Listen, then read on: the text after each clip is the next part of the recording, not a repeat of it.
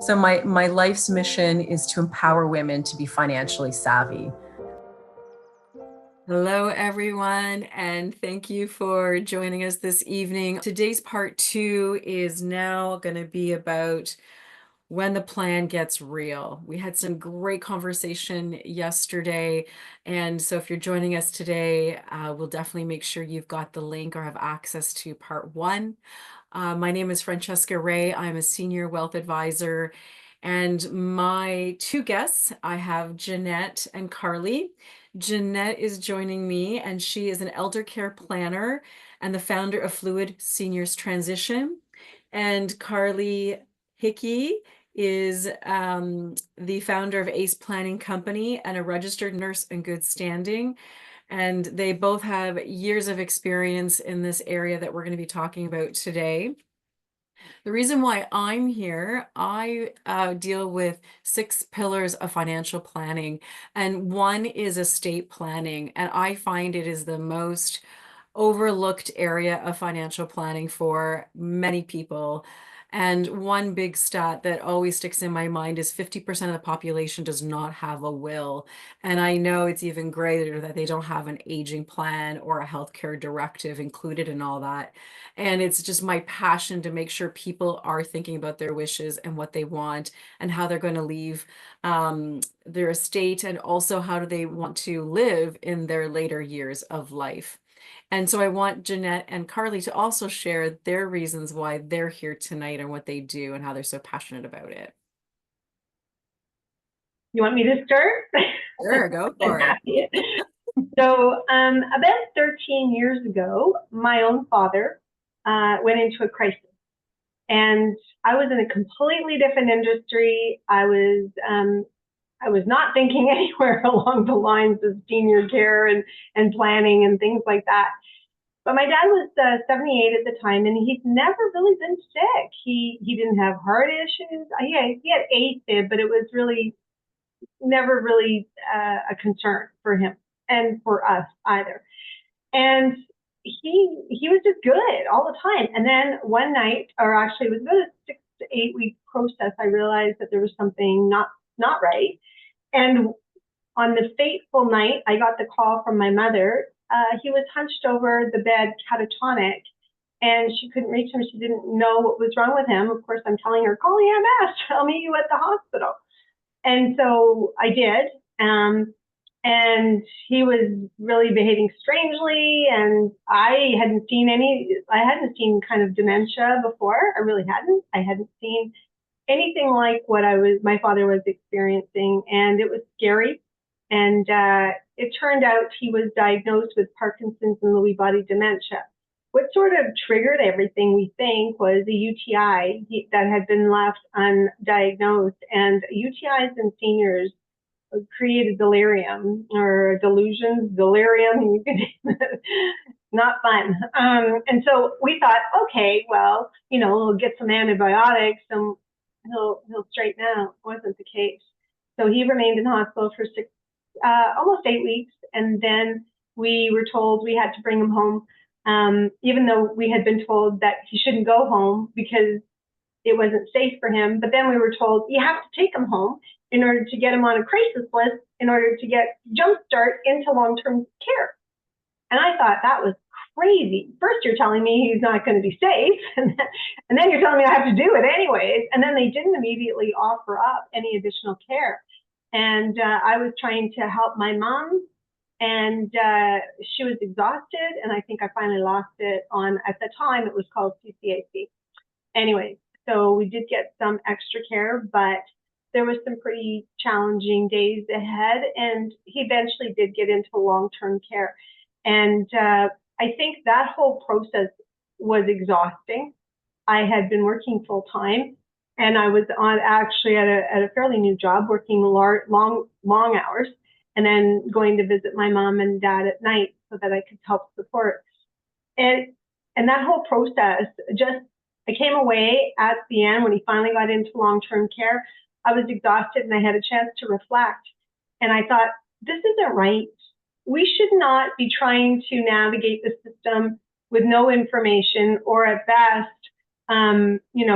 in crisis situations, when you're overwhelmed, you're in the fight or flight mode, so you're not thinking straight now, and you're trying to make some really important decisions, and it shouldn't that shouldn't be the way it goes. Yes, of course they tell you there's discharge planners, but my experience with the discharge planner was less than okay. So after, when I came away, I actually ended up on a leave of absence for 3 months. And during that time, as I was healing, I started to think, I need to do something. I really felt compelled to do something. So I quit my job and I ended up going to work in retirement living in downtown Oakville. And that's where I started my journey. And from there, I went from that to a company that actually does what I do now, a little bit larger. And then I went with a home care agency as an associate director to really understand and learn the care plans and all more of the medical side of things. Because I'm not a social worker. I don't have a medical background. I'm just someone with a huge amount of passion to help others. So that was my call, I think.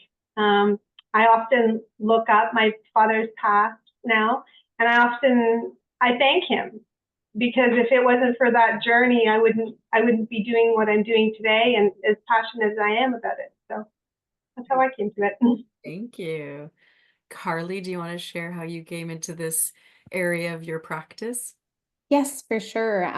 So I was a ICU nurse for 12 years, and during that time observed many patterns in family social dynamics, mainly that families who engaged in conversations proactively about their healthcare directives and wishes often had much more aligned views and unison in working with the care team, as well as each other. Families were a lot more secure, siblings wouldn't be fighting, mom and dad felt supported, whoever was the patient in the bed, the other parent would be supported as well.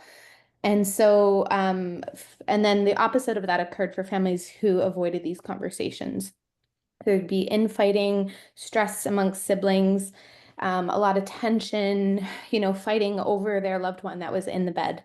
And in addition to that, sometimes these first conversations were happening in the intensive care unit, either at the bedside or in a private room.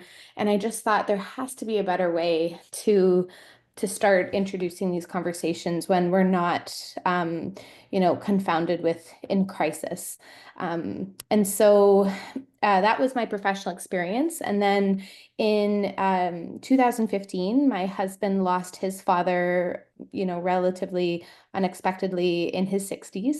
And then we moved out to Newfoundland to, follow my husband's career and support his family during this transition. And about 6 months after our move, my stepdad passed away unexpectedly at 60 in ICU. And it just, we had the professional experience, we had the personal experience. And I thought, as much as we tried to prepare our parents or our families, knowing what we know, and getting the feedback of, you're my daughter, you don't have to worry about this. You shouldn't have to worry. I'm taking care of it. I don't want you to think about this stuff. It really made me realize, how much families struggle to engage in these conversations. And so following that, then we had the pandemic, where we saw a lot of very young people have catastrophic critical illness or pass away, leaving their families, navigating the logistics of crisis. So I finally thought I need to really it was, creating a moral injury in me to let this go. And then in addition to all of this, seeing the evolution of biomedical technology for life-saving support. We have a lot of technology that keeps people alive, and families will use it to feel like they're doing the right thing. And it's not without complications. There's a lot of bed sores and suctioning and, infections that come with these heroic measures. And it made me wonder, we're keeping people alive, but they're not living, and what does that look like and how do we define that? So I, stepped out on my own to create this consultation business to really help prepare decision makers and seniors for documenting their wishes in an informed way that was, not like pre-crisis. You kind of, the saying goes, it's better to have it and not need it than need it and not have it. And that's, I think, what everything that we're talking about kind of relates to. Absolutely. And then adding to my situation where I'm a single mother of minors and having to redo my will after a divorce, and sort of stopped in my tracks thinking, who's going to look after me? Like, I've got friends, my parents are 4 hours away and they're getting older. My kids can't make the decisions. And it just really hit me with a ton of bricks as a, divorced woman. It's like, wow, like this is important. To make the decision on who's going to help me and what do they know about what I want. And so, it works for anybody and everybody, I think, this conversation, and I'm so glad we're having it. So thank you for joining me today. So I'm going to start with Jeanette and have a few questions, and we're expanding more on part one. So part one was very basic, and now we're going to get some really good tools and resources and even more information to our listeners today. So we're talking about transitioning and housing right now. And so, Jeanette, how do you know when it's no longer safe or realistic for someone to stay at home? Well, you know what? The first things I do when I sit down with a client is I want to understand what their past health history is, because that really informs what it might be in the future. So, you may have a type 2 diabetes. You may have arthritis, rheumatoid arthritis. What does that look like? It may look very different when you're 50 to when you're 80, right? And we know it does. And we also know that mobility can be impacted by those types of challenges with arthritis, rheumatoid arthritis. And then you start to look at, cardiovascular issues. Have they had a number of cardiologist, or how do I say it? Help me out, Carly. Cardiologist appointments. Thank you. And things like that. So I first look at that, and that sort of tells me and gives me some indication. I'm looking at their mobility, their balance. I'm looking at their cognitive abilities and whether they've had some decline. And then it sort of gives me an overall impression. I also take a look at what the home is like, the layout, how many stairs, are they on their own? Obviously, is another big question. Is there family close by?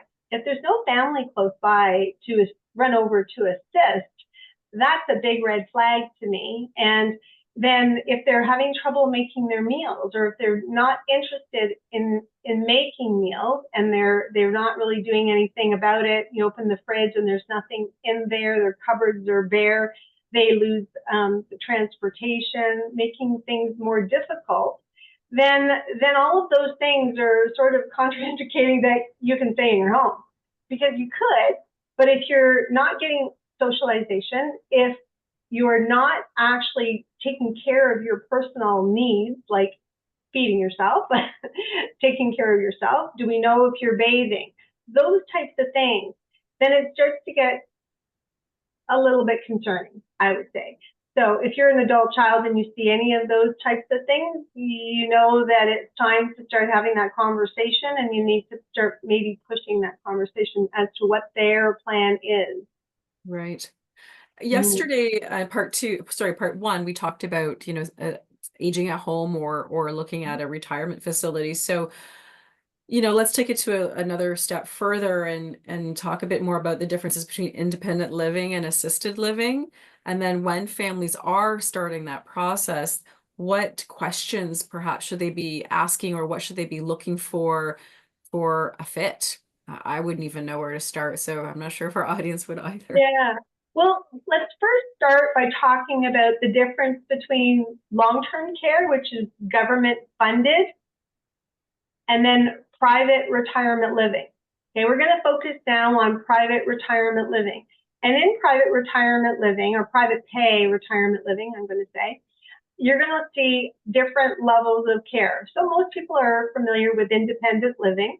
That is, if you're able to manage your everyday, we call them ADLs, activities of daily living. So you're able to get yourself dressed, you can shower yourself, personal hygiene, all of those things. That's great. But you may need somebody to do, let's call it medication administration. So somebody else is giving you your medication so you're not missing any or messing up the dosages, etc. Then you may need assistance with showering. And that's fine. That's totally available. But it comes under what we call independent supportive living. Okay? So supportive is that they can do a shower, come in to help you and assist you with a shower. And that's, again, at different levels. It could be a standby assistance, or it could be, full on showering them and washing them. Different levels. And then, so independent supportive living is that next level, I guess, when you're starting to get that medication admin, shower assistance. And if you have some cognitive decline, it may be cueing and reminding as well. And then there are some additional items that they can come in to help. Like if you were in a wheelchair and you needed help to get down to the dining room, that's portering, they can manage that. Some transfer assistance, I would say, in independent supportive living. And so those are sort of where you start, independent supportive living. And now we have what they call assisted living. And that's within private retirement living, okay? People get often confused by the terminology of assisted living. They think that means long-term care. Right. It doesn't, really. We just keep it separate.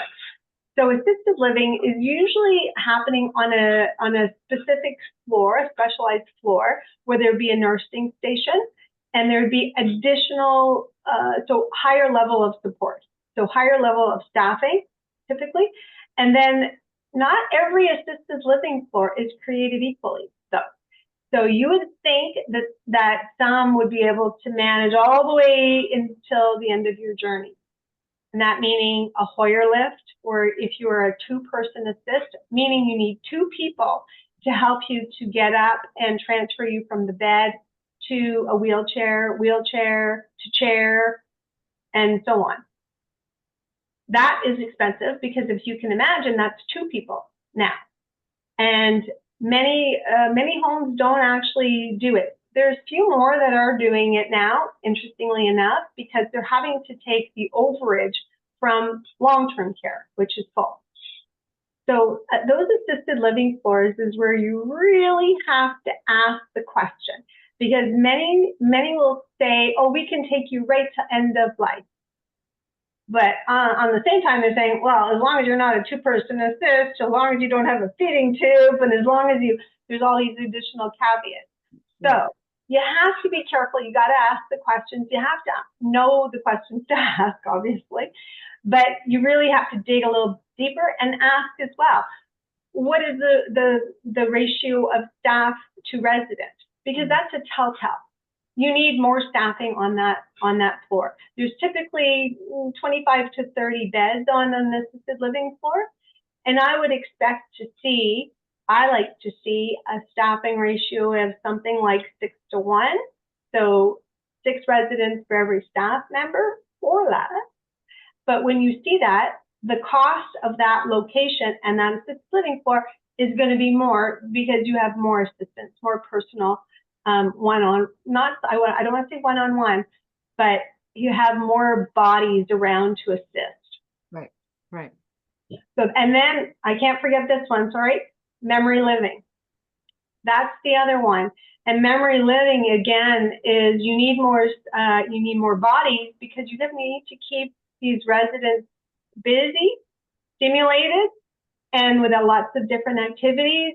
You have to manage maybe some of their behaviors that they might have, because those that have dementia can develop some behaviors out of frustration of not being understood. And so you need a higher staffing level, and you want to know, what are they doing? Is there a recreation director just specifically for memory living? You want to know these things. And again, you also want to know those staffing levels. Right.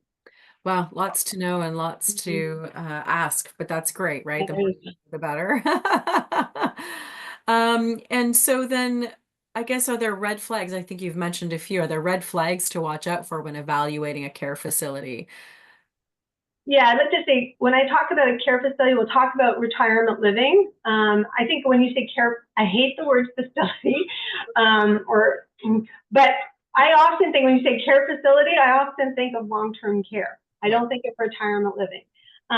So red flags to me would just be they're not clean. You see, if you come into the building, you see residents and you don't see very many support staff. I want to see them. I want to see them walk around. I want to see the housekeepers. I want to see maintenance. I want to see management. I want to see PSWs. And I think that's really the key. You want to, obviously the smell in the building, is a big thing.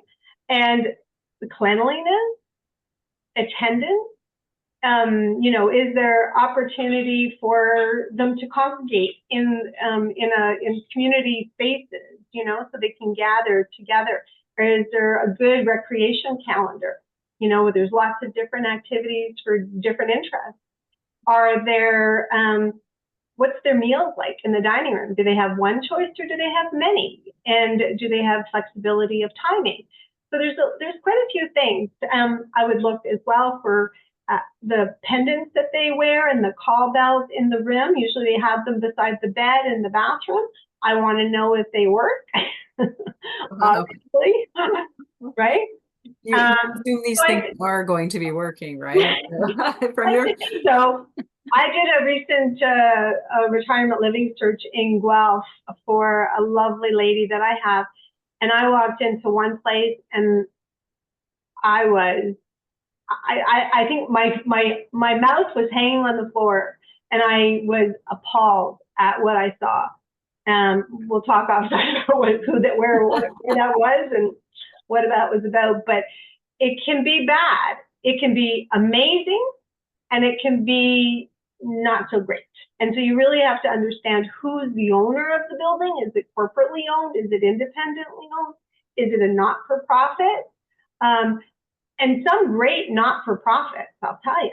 You want to get into those ones because they're not paying the ROI, the return on investment to their investor, their shareholders, and getting back into the building, which is awesome. So there's a lot of different things. Who owns the building? It makes a difference. Okay, great tips. Thank you for that. Mm-hmm. I'm going to move it over to Carly now. We're going to talk about complex and end-of-life care. So what do you say to families who are just exhausted by constant decisions, and how do you help them through decision fatigue? Decision fatigue can be pretty challenging, and I would say to, consider leaning on professional support as an investment in your mental health. It's really hard. Even I would say many healthcare providers struggle with navigating the system. And it's always changing. There's always titles, changing for the same types of things. And I think that I really lean into my circle of resources, even as a 15-year registered nurse.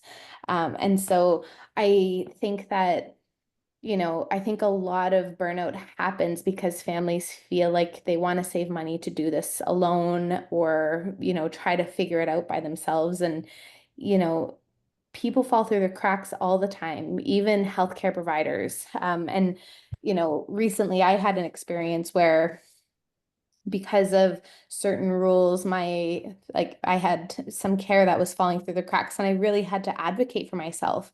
And, I think people really don't know how to speak up to healthcare providers when they're trying to advocate for their loved one, which adds a whole other element of burden to, that decision fatigue. And if you can have somebody who, is going to represent your family, but also try to be a bridge to the healthcare system and ask the questions in the way that, can be,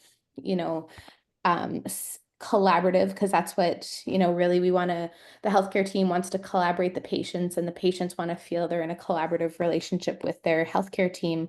I think I think that's probably the most important aspect, is to say, you know what, there's resources here, and also we're seeing more privatization pop up, which, is a whole other ethical conversation about universal healthcare. But nonetheless, I think privatization is occurring from people who are witnessing, these gaps that are happening in our healthcare system. And it's becoming a little bit more, sadly realistic that we'll have to pay out of pocket to fill in these gaps to ensure that our loved ones are protected in that way. And, the other piece too, especially with the sandwich generation, is recognizing that we can't do it all. It's hard to look after your family, clean your house, prepare meals, get everyone off to school, go out to the gym, cook balanced meals, and then make sure there's enough milk in the fridge, and then come home and look after everything else. Being self-reflective of our own level of burnout. And if we're, as I say, white knuckling through life, if we're getting that really tense feeling where we're lacking coping skills, that we have to lean into that feeling of burnout and recognize when we need help, because it takes one small little crisis to just tip something over, and then we're in full, reactive mode. Right. Yeah. And so I have on my Instagram page, I actually have a sandwich generation survival guide, Perfect. just with different ideas of how people can self-reflect on where they fall in that level of burnout. And we really need that safety net of coping before we really, get into a position where we're, in a bad way. And you can't pour from an empty cup. So you can't care for others if your cup is empty. So that's the other piece. Yeah, and I think it's great that we're doing this just to get people aware of what's happening, to be aware that there are other avenues to go to for support.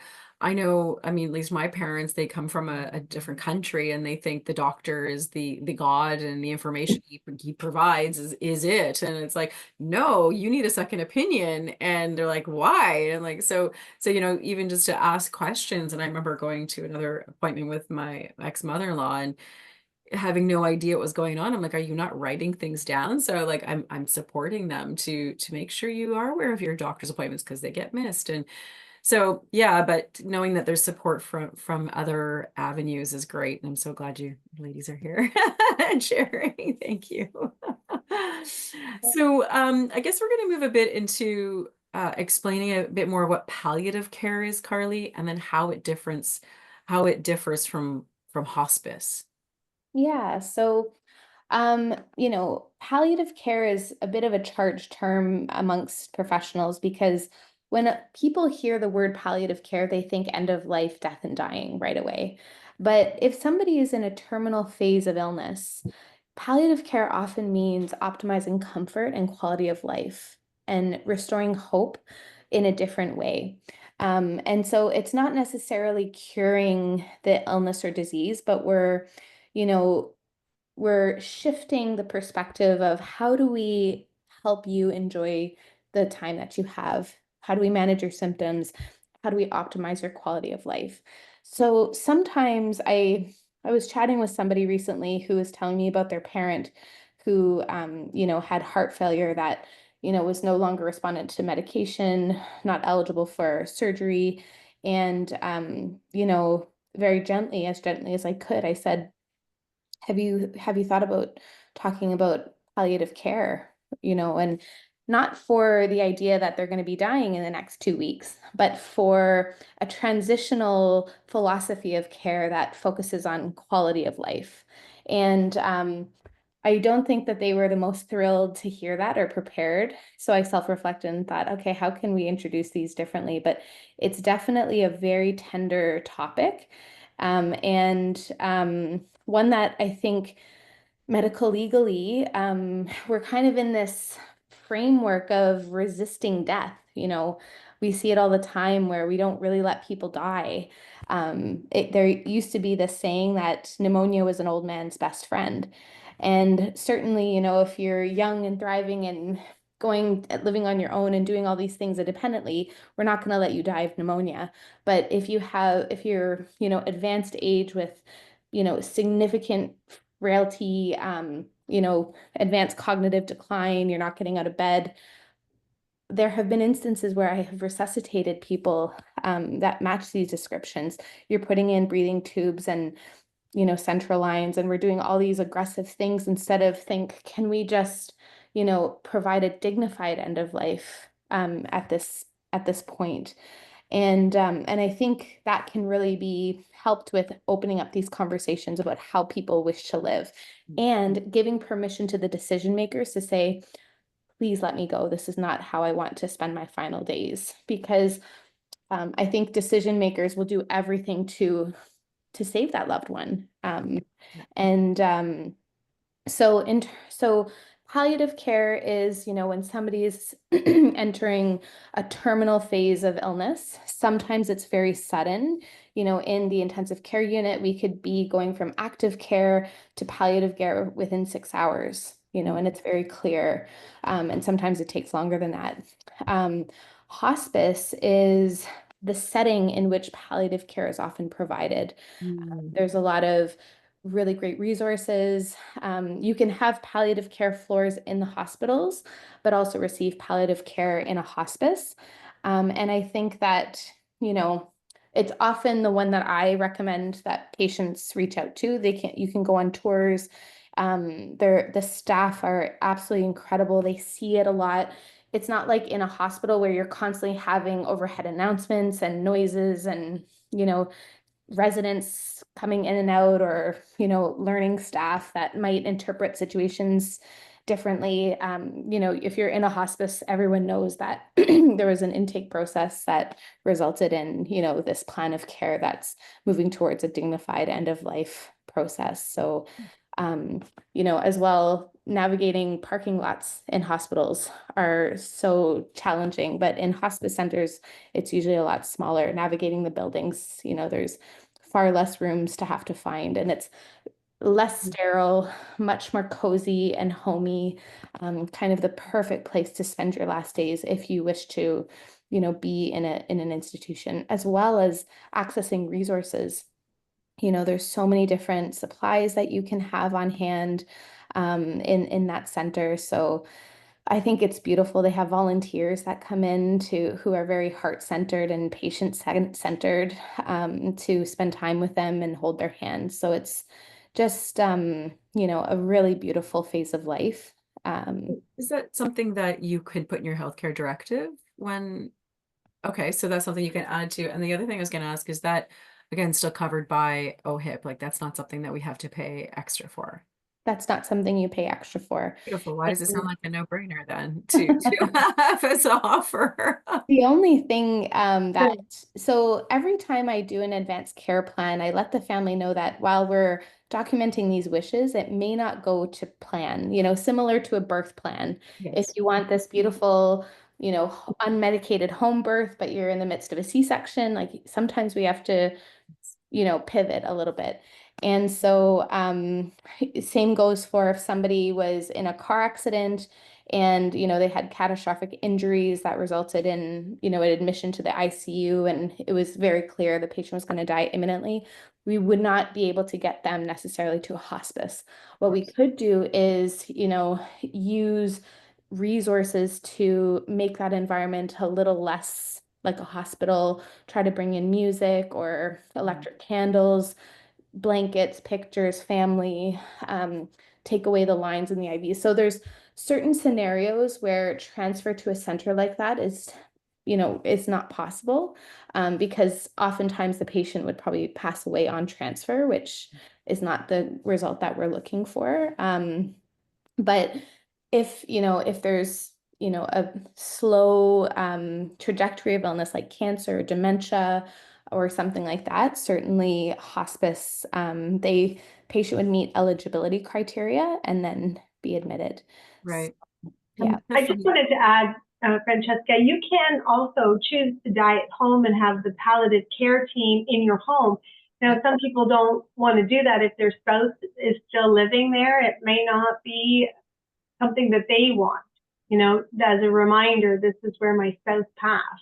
Yeah. So it is, I just wanted to mention, it is possible to Okay. do that. You do have options. I wrote down how you said birth plan, and it just reminded me of my time when I was having my children. And you go through this big process of what do you want and where do you want to have it? And I had all these tools with me, and I didn't use any of it. And I just sort of chuckled when you said that because I'm like, wow, like how much time do we spend on that? Which is, a beautiful moment as well.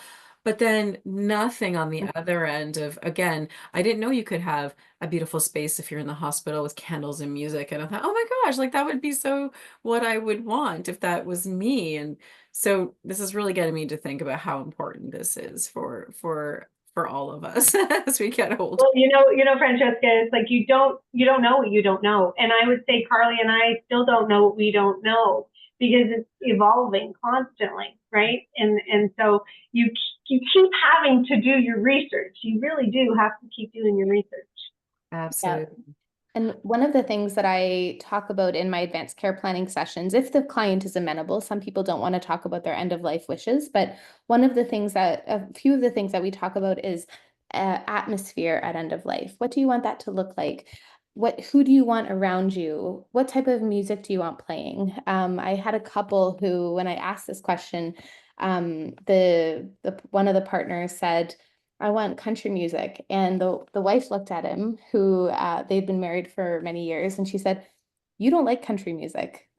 And he said, she said, "I like country music." And he said, "Yes, honey, you like country music. So I really like country music." And I think we were all trying to hold back tears in that moment because she had never known that he really adopted this love of country music that she did. And oh my gosh, like I still think about that moment. Just if we didn't have that conversation, she never would have known. And so then we created a list of artists that he likes. And then I said, tell me, what kind of things do you enjoy eating or drinking? And he said, am I allowed to drink? And I said, absolutely. What are we writing down? And I think he said something like Jack Daniels. So in my ACPs, there's Jack Daniels or whiskey or, white wine, chilled. We make sure that it's all there. And people are really surprised to hear that you can have these options. Or another person said, I have a sweet tooth. I love chocolate. I would love to enjoy chocolate in my last moments with my family. And then kind of as an extension from that, we also talk about what to do on the anniversary of remembrance. So for me, I really struggle with figuring out how do I honor the loved ones we've lost in a way that's meaningful, and and it's kind of a day that is, these days are hard to know what to do and what's appropriate. And so there was somebody else who actually organized an annual motorcycle drive for this person who passed away, who was a motorcycle enthusiast. So on the date of his death, all of his buddies get together and they go for a motorcycle ride. And so it's just thinking of these things of, talking with your loved ones and saying, it would almost be nice to feel that connection even after they're gone, to say, this is what he would have wanted me to do. Because when you don't have that, it can be a bit of a question mark. So Right.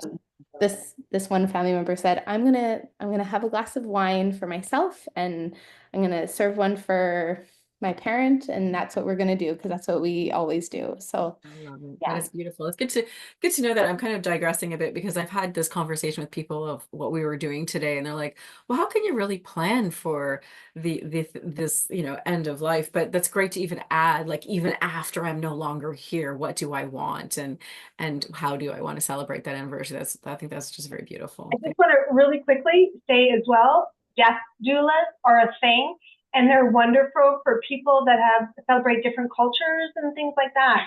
So I'm just putting it out there. Yeah, Yes. I've heard of Yeah. it. I'm not familiar with it, but Okay, maybe I'll leave it alone now. So I'm gonna just ask a few last questions. We're kind of going over time, and I know our audience is still probably engaged and enjoying this. But let's talk about family dynamics, because we did talk a little bit about that, and we talked in the part one about how to start the conversation.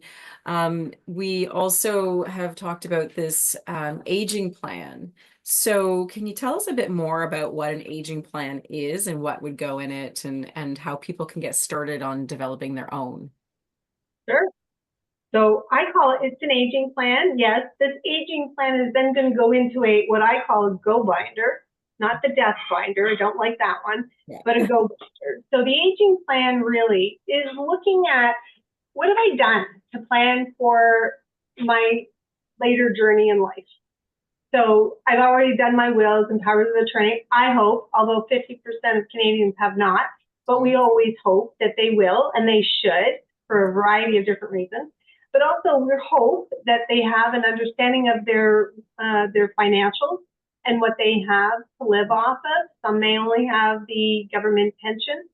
Hopefully people have more than that these days, because surviving off of just OAS and CPP is not possible, really. Yeah. And then you look at, have you prepaid and pre-planned your funeral? Because I tell seniors, that is not your kid's responsibility. That is absolutely your responsibility to do, because doing something like that in the heat of the moment after somebody has passed is a very difficult thing to do. And I will continue to tell people that is no one else's responsibility other than yours. And so your funeral arrangement, a certificate of what you paid for it and what your plans are, it's done. That way, as soon as you pass, make one phone call and your loved one is transported to the funeral parlor, and then you just are there just to answer some questions and not have to plan the entire thing. So that's another very important piece of it. Then the plan is as well, the big one is housing. Where are you going to be? I know everybody tells me I'm aging at home in place. I get that, but it's not going to work right to the end for most. I'm just going to say.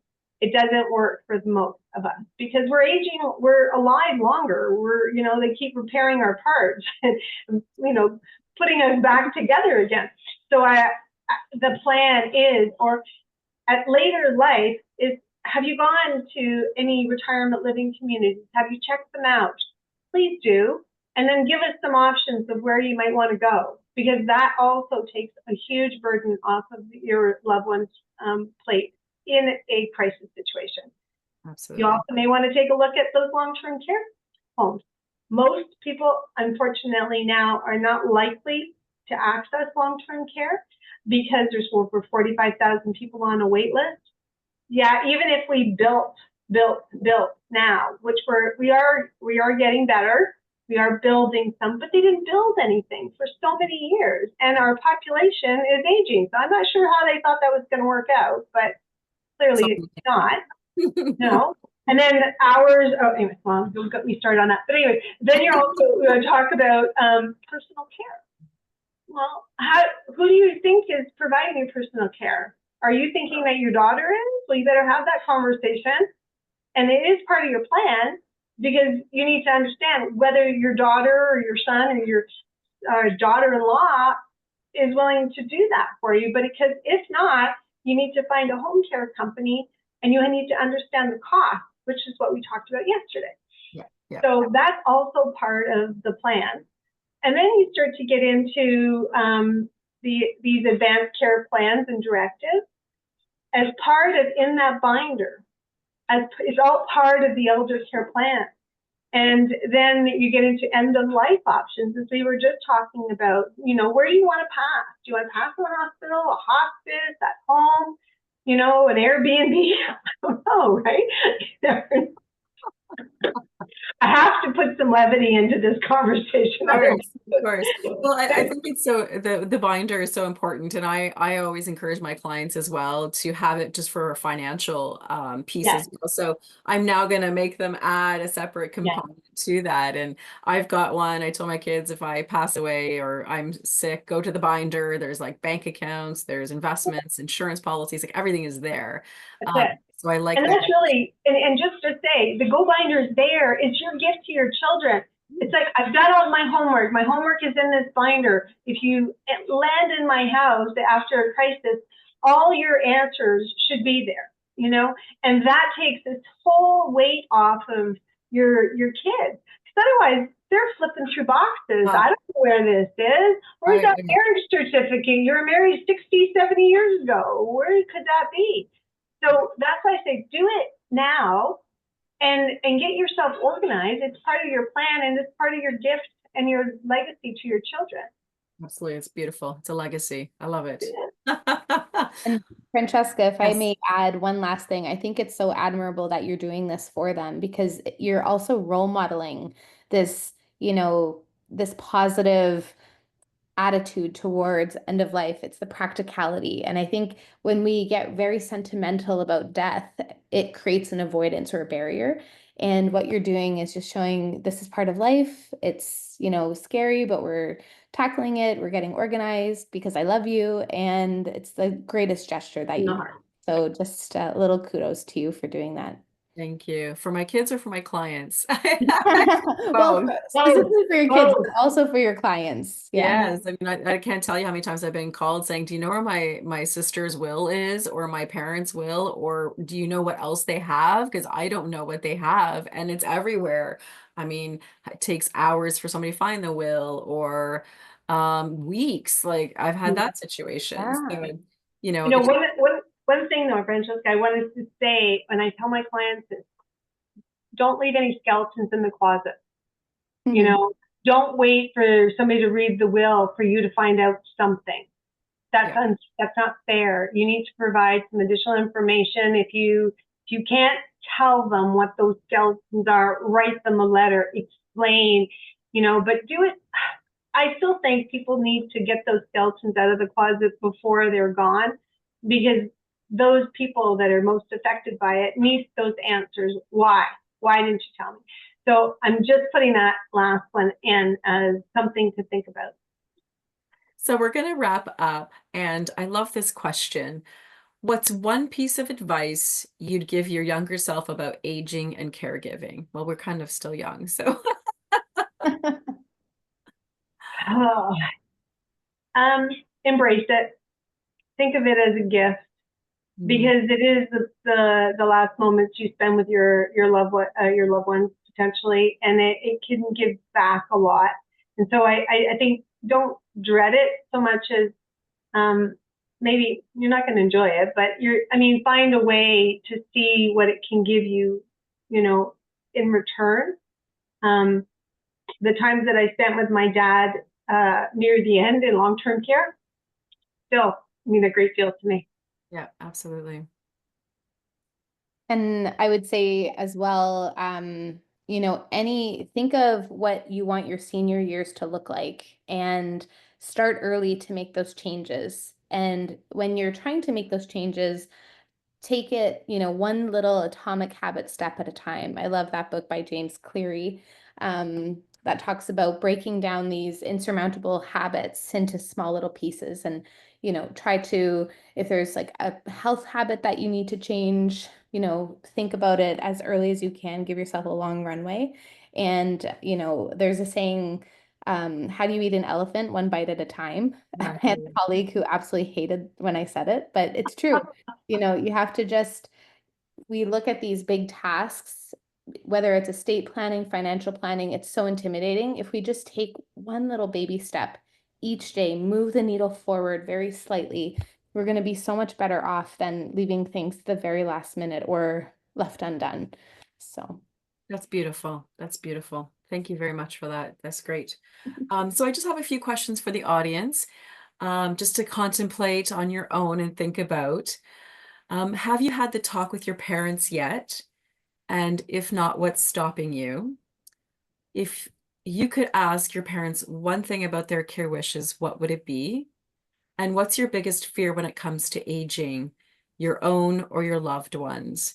And if we're not talking about parents, I would say even ask yourself these questions. I mean, these are great questions for myself to ask as a single person. So I am so grateful for this two-part series with the two of you and this information we're sharing.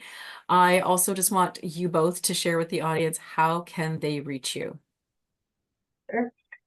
So my company is called Fluid Senior Transitions, and you can reach me on my website.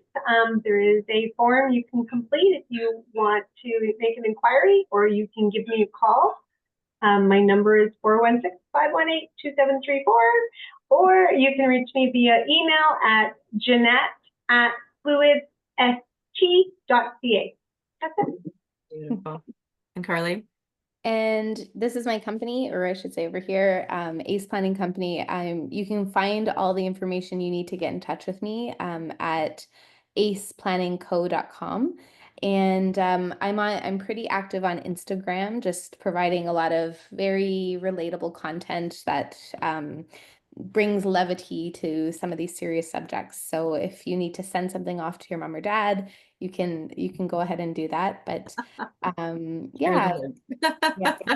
And I also know that these two wonderful women are in Ontario as well as myself. However, if you're listening and you're not in our province, they can definitely put you in touch with somebody similar to what they're currently doing in your area. And I am also in Ontario, and I can also be of service in different provinces in Ontario or put you in touch with somebody. So I, again, am so grateful. We'll have all the links in the show notes. And thank you so very much for joining me. Again, I thank you so very much. Thank you for this opportunity. Thank you. Thank you very much.